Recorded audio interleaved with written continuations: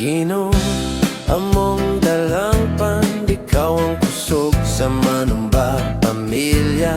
Bisan sa pagsulay o kapoy nga adlaw, ikaw ang kalipay, paglawong kanunay. Sa among balay, imong presensya naghatag kalinaw o panaiusa. Among handom nga magpabilin ligon, magalagad hangtod sa kahangturan. Ang akong pag-ampo matag gabi, nga ang manumba pamilya magpadayon sa pagtuo. Ug kadtong wala pa makaila kanya, makaplagan unta si Jesus sa ilang kinabuhi. Bisan pa man sa bagyo sa kinabuhi, dili may mabiya sa imong gugma, Ginoo. Among tinguha maghiusa sa pag-alagad, kay sa imong presensya kalipay among madawa. Padayon manumba pamilya, alagad sa Ginoo nga buhi. O gamhanan sa pagsulay, pagtuang panalipod hangtod sa langit atong padulngan.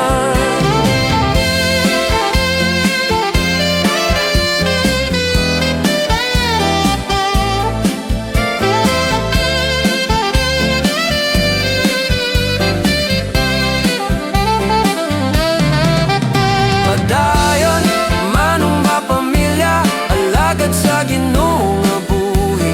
O gamhanan sa pagsulay, pagtuang panalipod hangtod sa langit atong padulngan.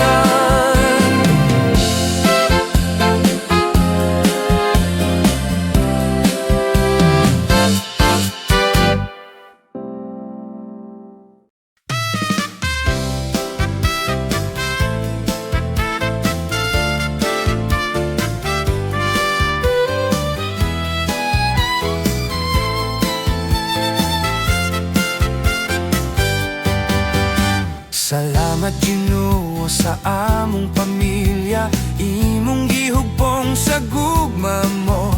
Bisan daghang pagsulay sa kinabuhi, nagpabilin mi diha sa pagtuo.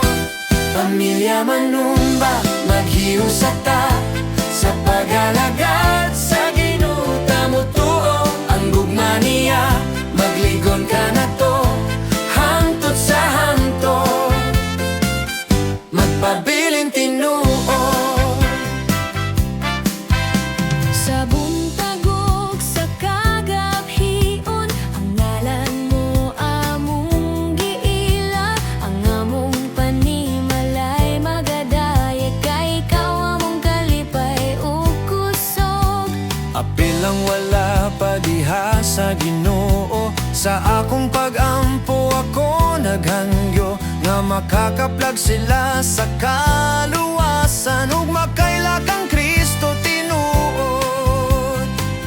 Hangtod sa langit nga among padulngan,